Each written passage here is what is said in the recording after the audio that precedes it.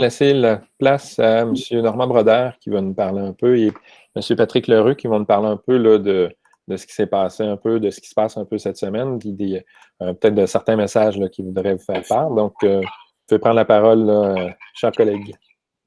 D'accord, merci, Monsieur le régisseur de l'émission en direct numéro 7. Alors, je suis Patrick Lheureux. Ça me fait plaisir de vous souhaiter la bienvenue à cette émission, la numéro 7, comme vous l'avez vu à l'écran tout à l'heure.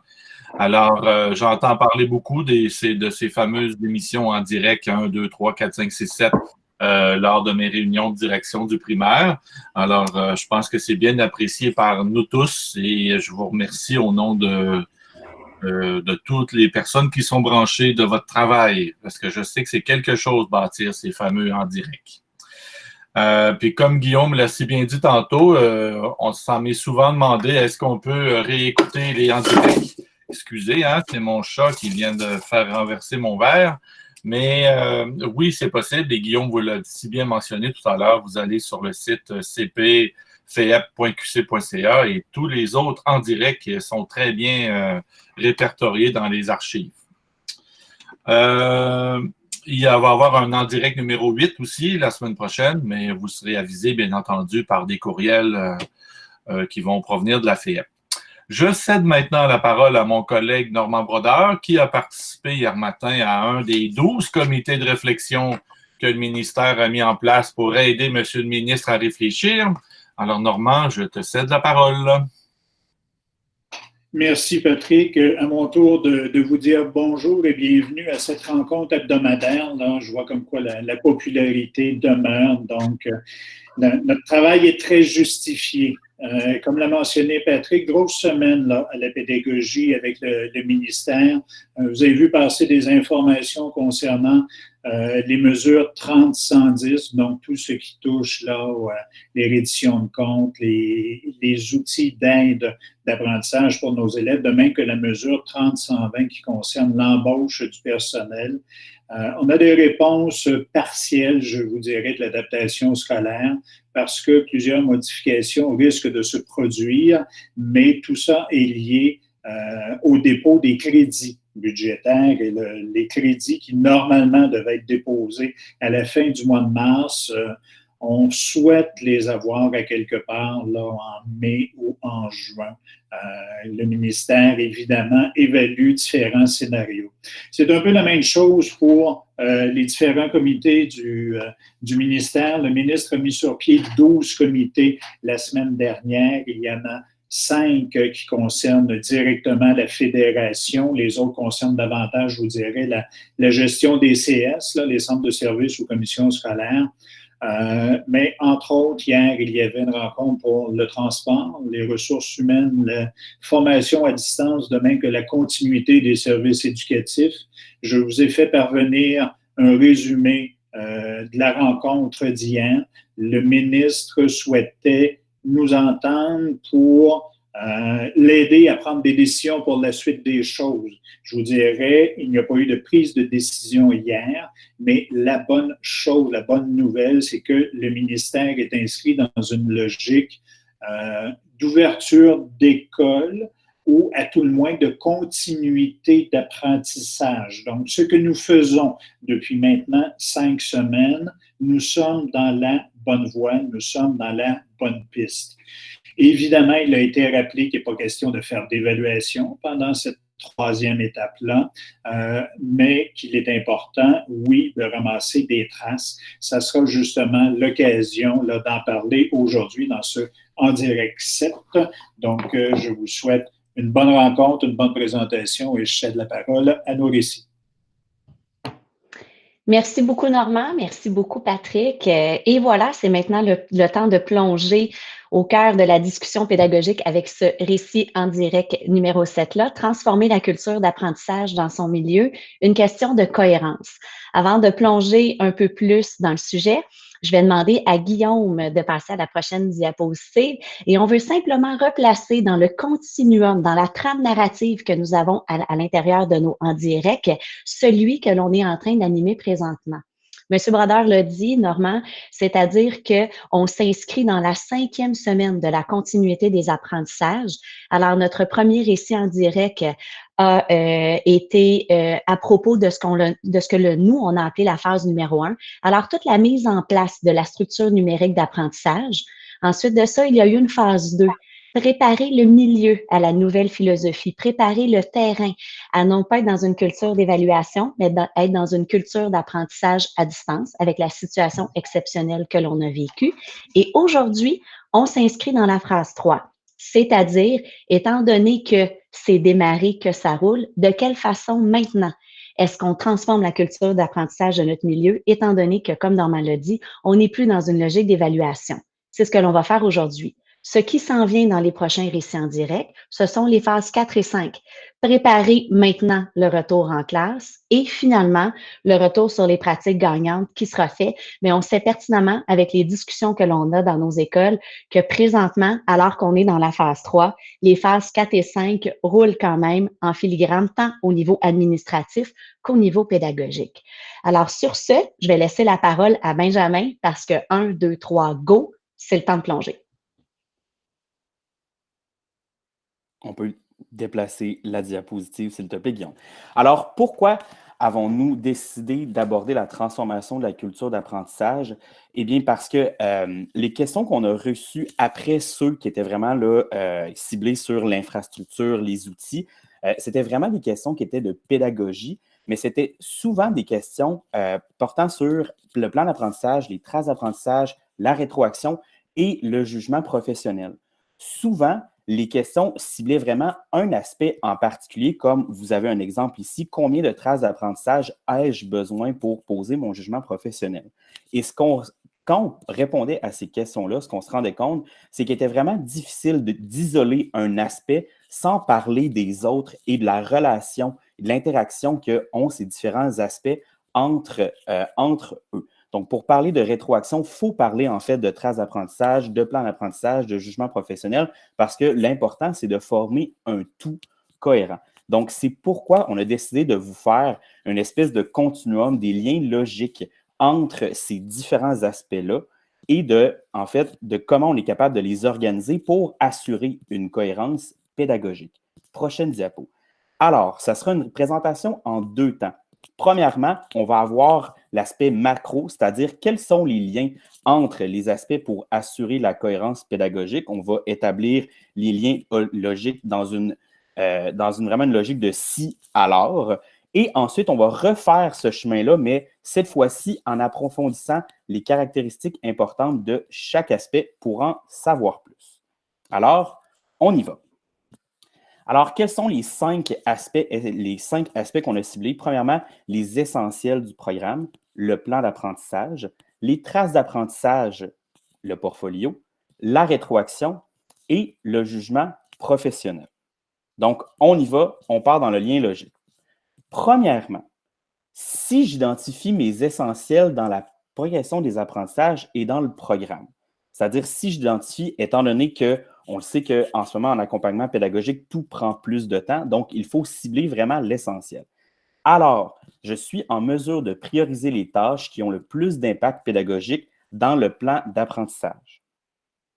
Ensuite, si mon plan d'apprentissage est articulé avec des tâches préparatoires et des tâches complexes qui sont essentielles, c'est-à-dire qu'on travaille en 2 niveaux, alors on va être en mesure de filtrer et de récolter seulement les traces d'apprentissage qui montrent la compétence de l'élève. Donc, ça vient répondre à la question « Combien ai-je besoin de traces? » Bien, ça dépend vraiment des traces qui sont signifiantes, donc des traces dans lesquelles l'élève montre sa compétence. Si je consigne les traces de chaque élève au sein d'un seul outil, communément appelé portfolio, alors, avec mon élève, je suis en mesure de construire un portrait global et je peux planifier, organiser, donner de la rétroaction plus efficacement. Ensuite, si je cible principalement les tâches complexes, donc les tâches dans lesquelles mon élève montre sa compétence, afin d'offrir aux élèves de la rétroaction proposant des pistes d'amélioration, alors mon élève peut s'y référer et les réinvestir pour s'améliorer, car on passe beaucoup de temps à donner de la rétroaction, mais une rétroaction qui a de l'impact, c'est seulement une rétroaction qui est lue par l'élève et qui est réinvestie par l'élève.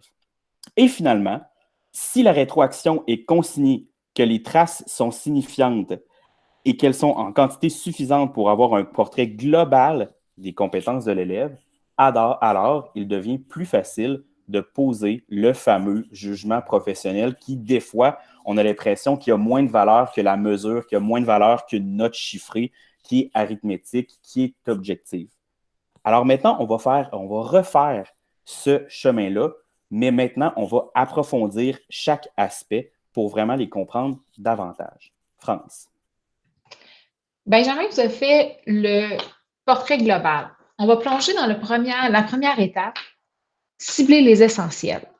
J'attire votre attention à gauche de la diapositive. Si on identifie correctement les essentiels à partir des documents du ministère, ça va devenir plus facile pour la suite des choses. J'attire maintenant votre attention à droite de la diapositive. Comment on va faire ça concrètement? Parce que c'est facile de le dire, mais concrètement, comment on va y arriver? D'abord, ça sera nécessaire de faire des deuils pédagogiques. Ça ne sera pas possible de couvrir tout ce qu'on avait prévu ou tout ce qu'on souhaite. On le sait, dans notre programme, tout est important, mais en ce moment, ce n'est pas tout qui a la même importance et le même poids dans la balance. Il va falloir nécessairement mettre des éléments de côté. La deuxième chose qu'on doit faire, c'est d'identifier dans le programme, dans la progression des apprentissages, quels sont les incontournables. Retourner, réouvrir tous les documents pour revoir qu'est-ce qui est incontournable, qu'est-ce qui est nécessaire pour le niveau suivant, qu'est-ce qui est nécessaire pour bien continuer la progression des apprentissages de vos élèves. Il faut aussi garder en tête le contexte différent dans lequel on est plongé. Qu'est-ce qui va être nécessaire ou absolument important de voir pour tous vos élèves et garder en tête encore plus vos élèves qui sont plus fragiles. Je retourne du côté gauche de la diapositive. Si ces trois conditions-là vous ont servi, mais vous allez être capable de cibler les essentiels. Vous êtes capable de cibler ce que vous allez revoir avec vos élèves ou voir avec vos élèves. Donc, ça va être plus facile de prioriser des tâches qui vont avoir un impact pédagogique dans le plan d'apprentissage qu'on va proposer. Guillaume, je vais te demander de changer de diapositive. Avant de plonger dans le plan d'apprentissage, j'aimerais ça qu'on prenne un moment ensemble. Réfléchissez dans l'étape de cibler les essentiels. Où vous vous situez, vous comme personne, et où se situe votre équipe de travail, votre équipe école. Je vous propose qu'on prenne quelques secondes juste pour y réfléchir.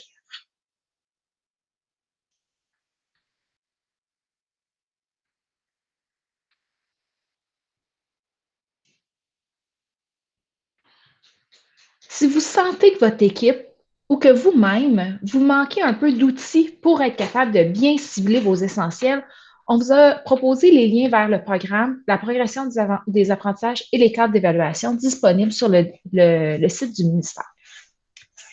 On va plonger maintenant dans notre deuxième étape. Guillaume. Le plan d'apprentissage. Depuis le début, parfois, on a parlé de plan de travail. Là, on veut changer toute la culture d'apprentissage. On va beaucoup plus parler de plan d'apprentissage. J'attire votre attention à gauche de la diapositive. Le plan d'apprentissage il est articulé autour de tâches qui sont préparatoires et de tâches complexes. Concrètement, qu'est-ce que ça veut dire? Ça veut dire que dans notre plan d'apprentissage, on va proposer aux élèves deux types de tâches. Le premier type, ça va être des tâches qui vont être préparatoires. On peut penser à des exercices de révision. On peut penser à des activités pour réactiver des connaissances antérieures ou pour s'approprier de la nouvelle matière.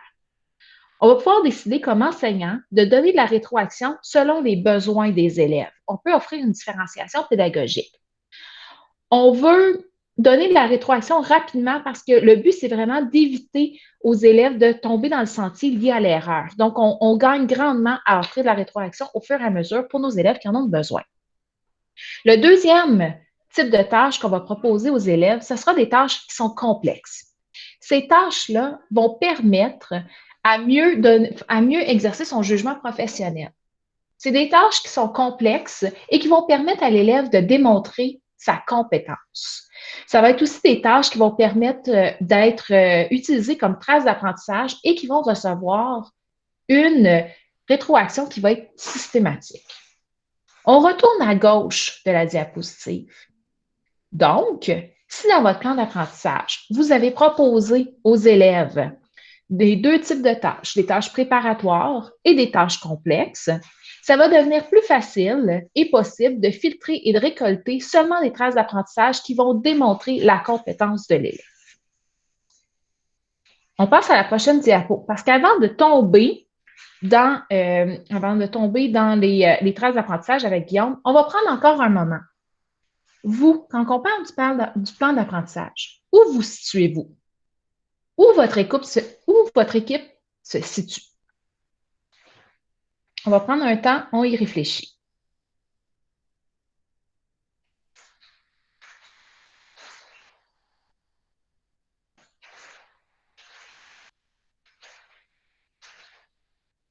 Si vous sentez que vous avez besoin d'outils pour revoir votre plan d'apprentissage, on vous propose 2 modèles. Et là, je mets un bémol parce que ce sont 2 modèles qui ont été conçus en dehors du temps de crise.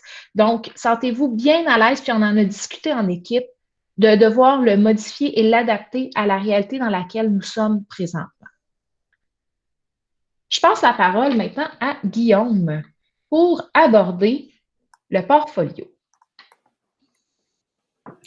Alors, je pense que vous commencez à comprendre un peu l'approche, le fonctionnement. Donc, je vais y aller de la même façon que France. Quand on parle de traces d'apprentissage ou portfolio, l'idée, c'est que si je consigne des traces au sein d'un seul outil, donc plutôt que me disperser, si je les mets à un seul endroit qu'on va appeler portfolio. Et là, je vais prendre un petit aparté, nous allons aller à droite. Qu'est-ce qu'on entend par portfolio? Parce que souvent, on reste sur l'idée que c'est un gros dossier où on empile les productions d'élèves. En réalité, le portfolio, c'est un endroit où on va mettre tout ce qui est des travaux significatifs qui ont un sens par rapport à ce qu'on a identifié d'essentiel plus tôt. Quand on parle de travaux significatifs, d'autant plus à distance, on va retrouver des photos, ça peut être des vidéos, ça peut être des éléments audio, ça peut être des comptes rendus, des traces écrites d'une rencontre que vous avez eue avec un élève, avec une entrevue. Et ces traces écrites-là vont être choisies ou sélectionnées en fonction de critères clairement définis. Donc, on va y aller, on va illustrer. Le but, c'est d'avoir des traces qui vont nous permettre, à l'aide de critères, d'avoir des traces de réflexion sur où est rendu l'élève dans sa progression. Et le portfolio aussi, ce n'est pas uniquement des travaux qu'on empile, c'est-à-dire qu'il va y avoir des traces produites par l'enseignant. Donc, on parle de commentaires et de toutes ces formes de traces-là qui ne sont pas nécessairement des notes, mais qui sont des indications sur la progression. Donc, à l'aide du portfolio, je vous ramène à gauche, si j'ai vraiment mes traces à l'intérieur d'un portfolio, alors avec mon élève, je vais être en mesure de construire un portrait global et on va pouvoir planifier et organiser de la rétroaction beaucoup plus efficace. Une rétroaction qui va être basée sur des travaux et des critères significatifs. Donc, si on prend cette définition du portfolio-là, je vous repose la question, où est-ce que vous vous situez dans votre collecte de traces d'apprentissage, dans le portfolio tel que je le décris, et où se situe votre équipe par rapport à cet élément-là? Prenez un instant pour y penser.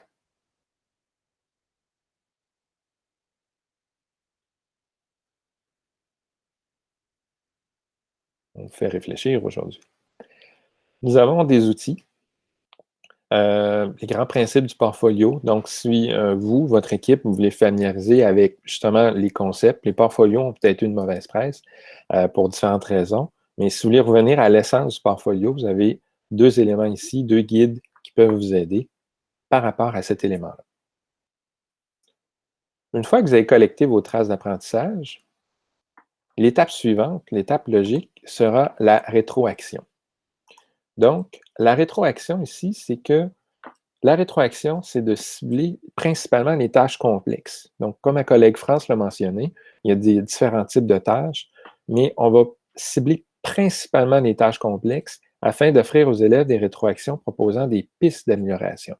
Donc, ici, on est dans une rétroaction. Donc, l'idée, c'est d'aller chercher d'aller proposer des pistes d'amélioration au niveau de l'élève et c'est bien documenté.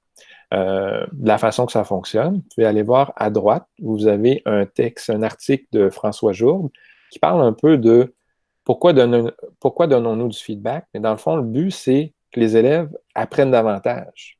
On est dans une logique d'apprentissage, dans une culture d'apprentissage présentement. Et pour que ça soit vrai, il y a 4 critères qui font du sens, mais qu'il faut se remettre en tête. Le feedback doit être lu par les élèves. Donc, la façon que vous allez donner votre feedback, si c'est caché quelque part à l'intérieur d'une plateforme très, très loin, que l'élève doit cliquer beaucoup, il y a des chances que ça ne soit pas lu. Donc, prenez la position de l'élève. Est-ce que votre rétroaction sera lue par l'élève? Ensuite, le feedback, la rétroaction, bien, il faut indiquer ce que l'élève a bien fait. Parce que l'idée, c'est, oui, on apprend de nos erreurs, mais il faut savoir ce qu'on a bien compris, ce qui fonctionne bien. Donc, vous avez des commentaires spécifiques et, même principe, vous devez, de manière spécifique, indiquer les façons d'améliorer le travail. On peut y aller dans le général, genre améliore ton français. On va y aller de façon spécifique. Par exemple, dans ce texte-ci, au niveau de l'orthographe, il y aurait des éléments à faire. Tu pourrais mieux utiliser ton dictionnaire ou tes outils. Donc, on va y aller de façon spécifique et il faut évidemment que ce soit réalisable.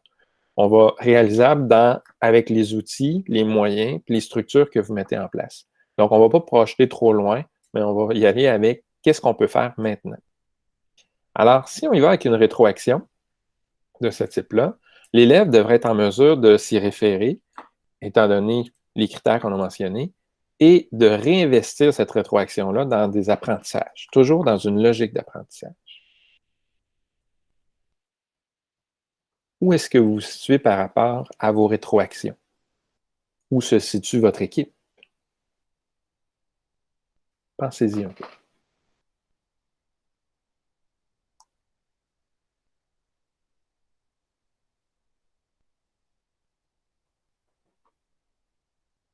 Pour aller plus loin, vous avez sur le site du Collège Sainte-Anne des éléments de rétroaction sur comment effectuer la rétroaction efficace.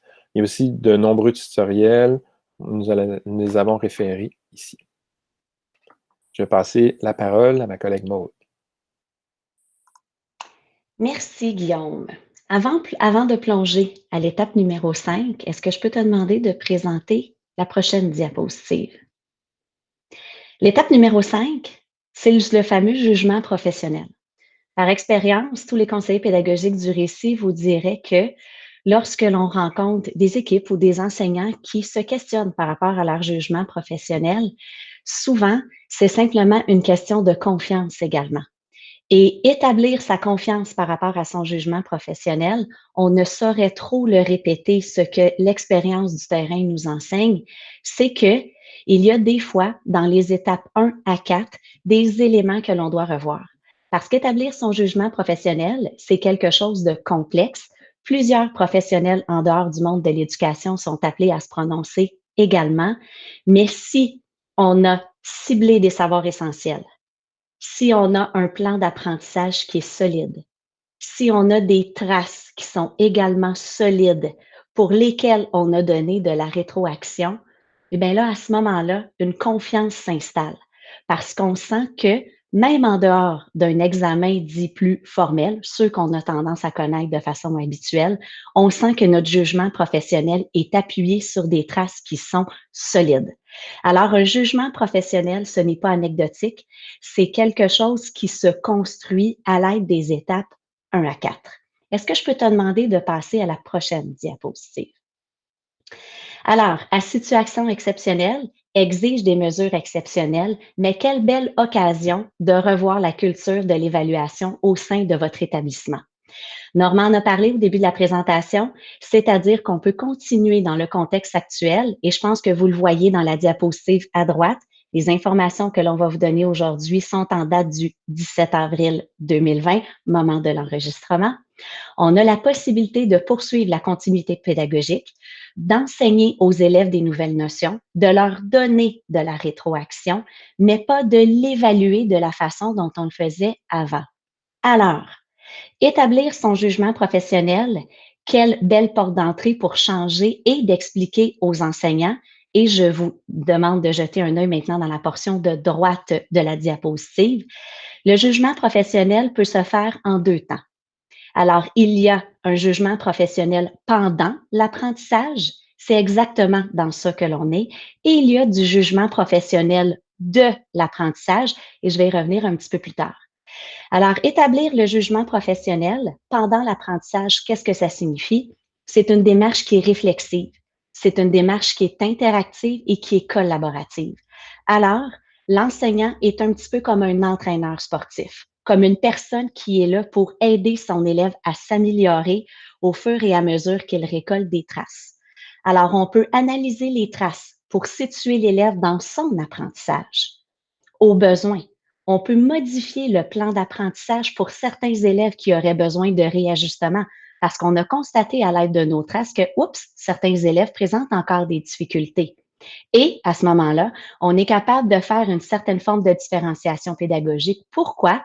Comme un entraîneur sportif le ferait avec un joueur qui a peut-être certains mouvements à préparer, on est capable de cibler des activités à proposer aux élèves. Alors, le jugement professionnel pendant l'apprentissage sert à aider l'élève à progresser et présentement, c'est ce que l'on nous encourage à faire. C'est ce changement de paradigme-là. Toutefois, j'attire votre attention sur le finalement. Une fois qu'on a établi tout ça avec l'élève, bien, à ce moment-là, on retourne à nos essentiels. Alors, on peut ensuite de ça retourner, réétablir un nouveau plan d'apprentissage pour un certain groupe d'élèves en particulier ou pour sa classe. On va maintenant plonger dans la zone grise qui est actuelle aujourd'hui, le 17 avril 2020, c'est-à-dire le jugement professionnel de l'apprentissage, plus simplement, si vous me permettez, le bulletin de la 3e étape. Ce que l'on connaît actuellement, c'est qu'il y aura un bulletin de fin d'année. Quelle forme prendra-t-il? On ne le connaît pas encore. On devra tenir compte des 2 premières étapes. On peut documenter les traces d'apprentissage, mais les activités sont proposées et non obligatoires, ce qui ne nous empêche pas de poser notre jugement professionnel par rapport à l'apprentissage des élèves, la section en haut. On peut enseigner de nouvelles notions et donner de la rétroaction pour aider l'élève à se situer dans ses apprentissages. On attire maintenant votre attention sur la dernière section à droite de la diapositive. On n'oublie pas qu'ici, l'évaluation critériée prend tout son sens. Alors, aider un élève à se situer par rapport à ses apprentissages. Est-ce qu'il fait preuve dans ses essentiels d'une compétence marquée? Est-ce qu'il réussit selon les attentes? Ou est-ce que notre élève réussit avec quelques difficultés? Alors, on peut déjà commencer à se poser la question. Et on n'oublie pas également au primaire et aussi au secondaire qu'on travaille en équipe. On est en train de travailler dans une logique de cycle et on peut accorder du temps aux élèves pour maîtriser leurs compétences. Ce qui nous amènerait, Guillaume, à la dernière diapositive pour aujourd'hui. L'avant-dernière, permettez-moi. Par rapport à votre confiance dans votre jugement professionnel, où est-ce que vous vous situez ou où se situe votre équipe selon vous? Prenez un moment pour y réfléchir.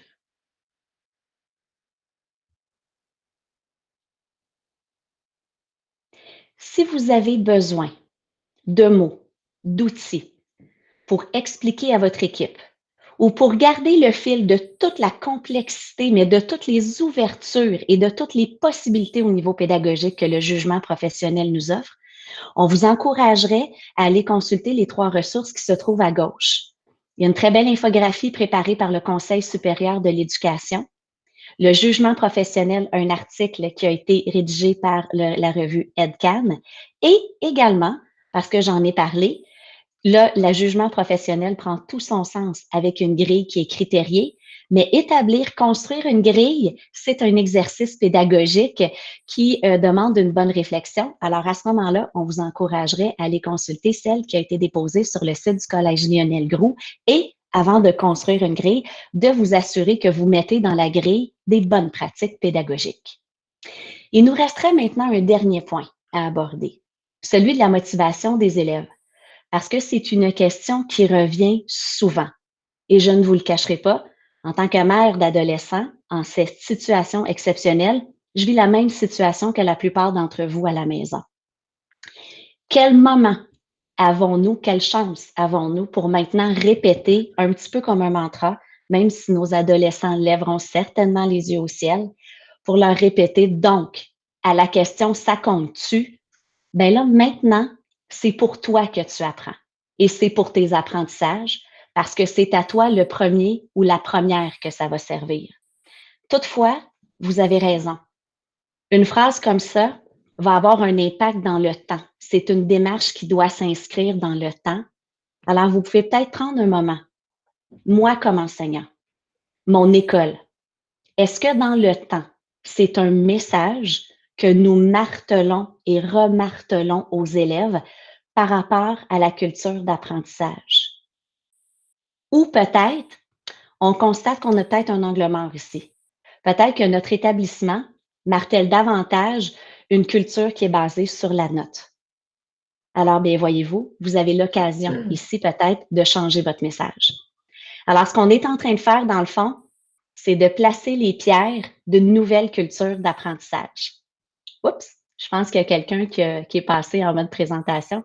Je vois le sourire de Guillaume qui va régler la chose. Alors, concernant le récit en direct d'aujourd'hui, ce seraient les messages que l'on a à vous passer.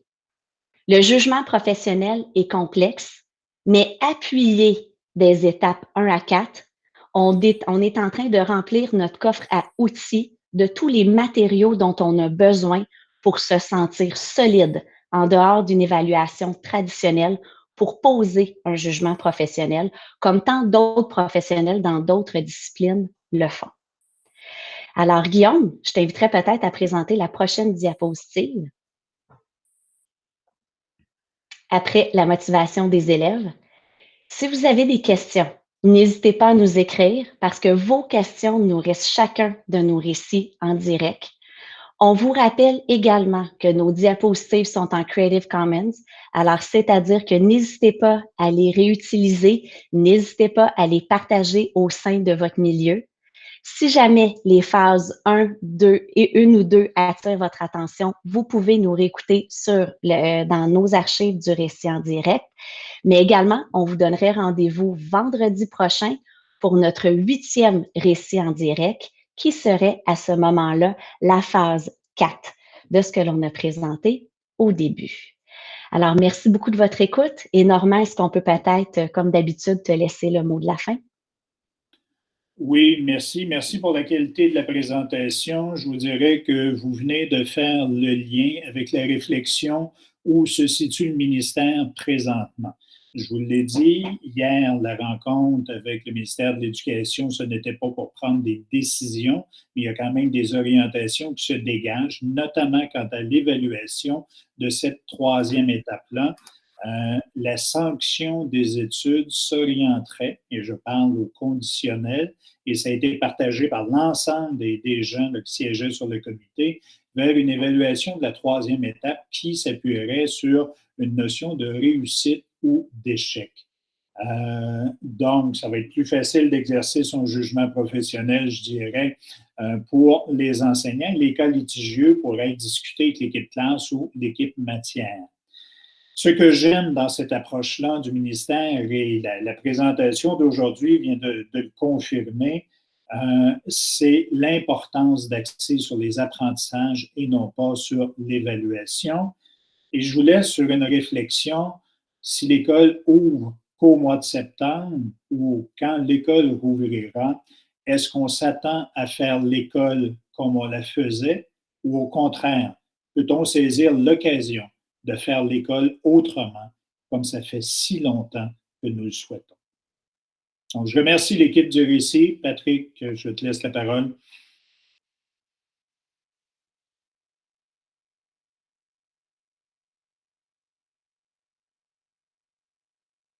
Ton micro est fermé, Patrick. Oui, merci Normand. Je tentais de trouver le fameux bouton. Alors sur ça, je vous souhaite une belle fin de semaine et je vous rappelle pour la Xème fois que tout ça est enregistré et que vous pouvez y retourner très facilement sur le site de cpfep.qc.ca parce que durant la présentation, j'ai encore eu des courriels où est-ce qu'on peut réécouter. Alors, il faut répéter, c'est toujours disponible, ne vous en faites pas.